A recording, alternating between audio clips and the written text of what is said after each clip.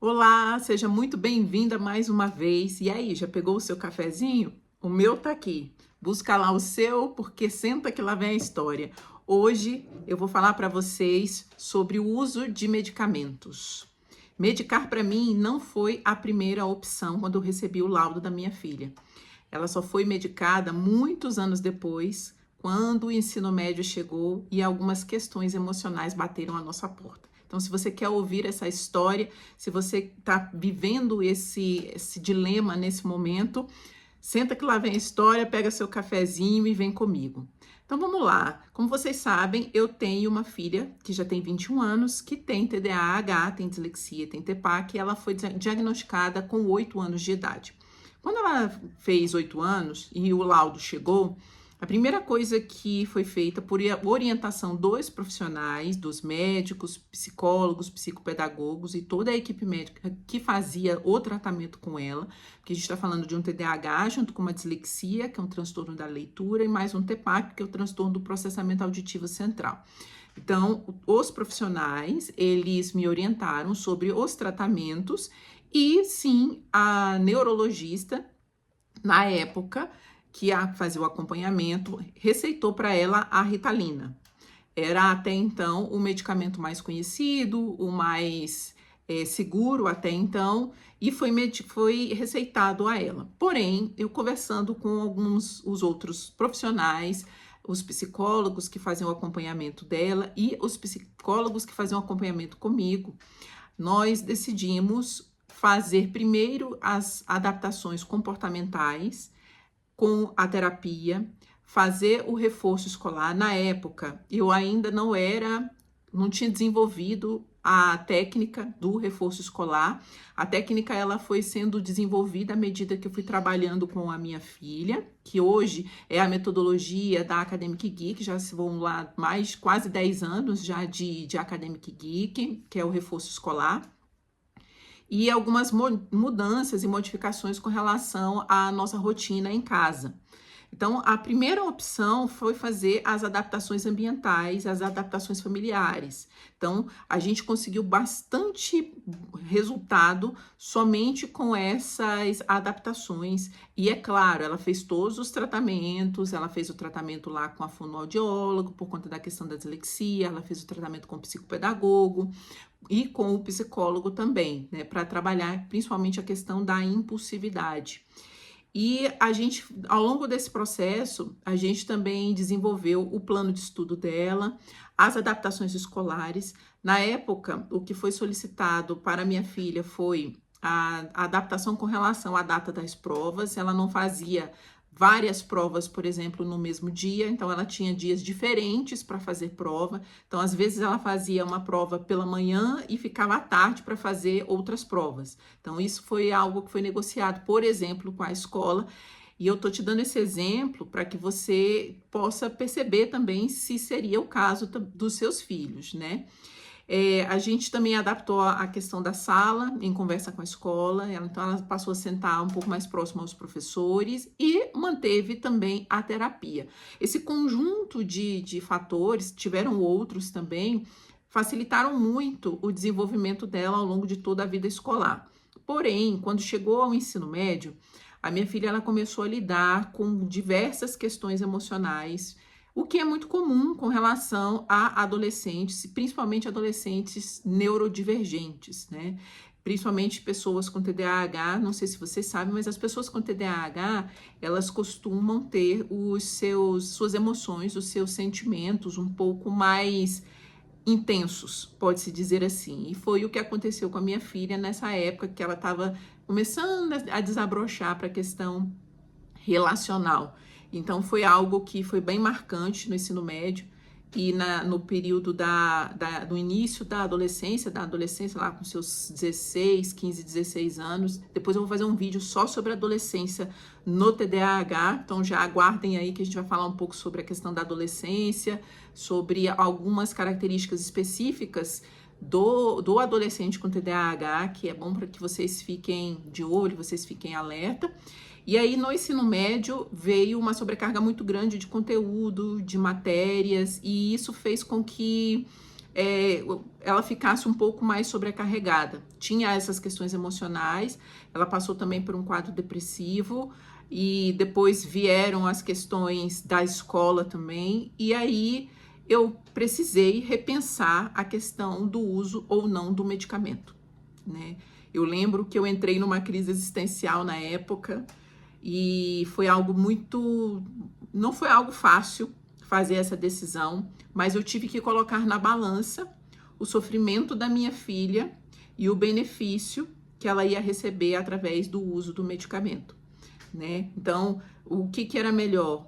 Ela utilizar um medicamento que pode ser um auxílio para trabalhar as questões emocionais e para trabalhar a sobrecarga e talvez evitar uma possível reprovação escolar, o dano emocional disso, ou o uso de um medicamento que já foi cientificamente comprovado que dá certo e que, claro, cada pessoa tem a sua particularidade, mas hoje em dia o uso do medicamento de uma forma séria, receitada por profissionais, é algo que pode sim trazer ótimos benefícios, né? Então, ponderando sobre isso, conversando inclusive com ela, a gente já tá falando de uma moça já com 15, 16 anos, já, seus quase 16 anos, a gente fez a opção, sim, pelo uso da medicação.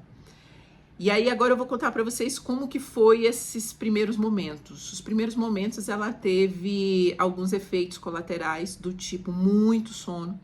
Foi algo que me deixava muito angustiada, porque ela chegava da escola e passava o resto da tarde praticamente todo dormindo. Então aquela pessoa que normalmente era um pouco mais falante, já não falava mais tanto, era uma pessoa mais letárgica, tinha o quadro emocional também aí, é claro, envolvido, mas o medicamento trouxe para ela muito sono.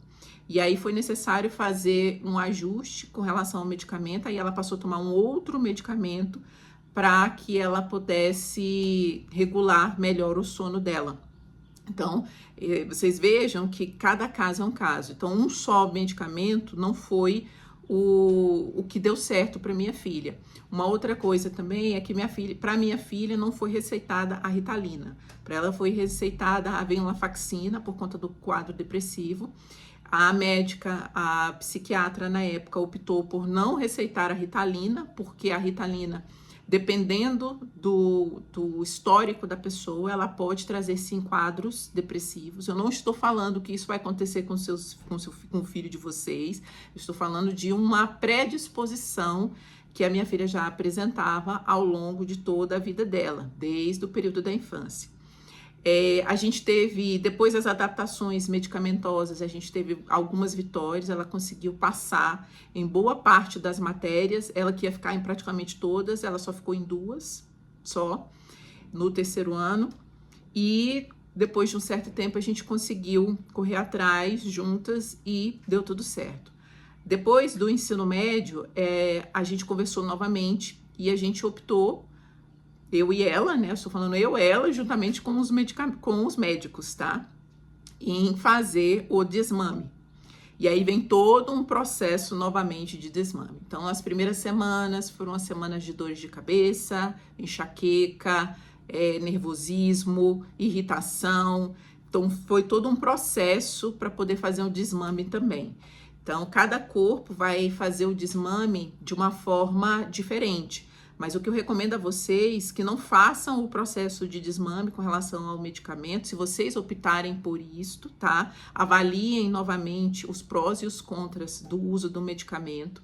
Não façam o desmame por conta própria. A gente está falando de um medicamento que o organismo da pessoa já está adaptado àquela substância e dependendo se você tira isso de uma maneira brusca, você pode trazer muito transtorno para essa pessoa.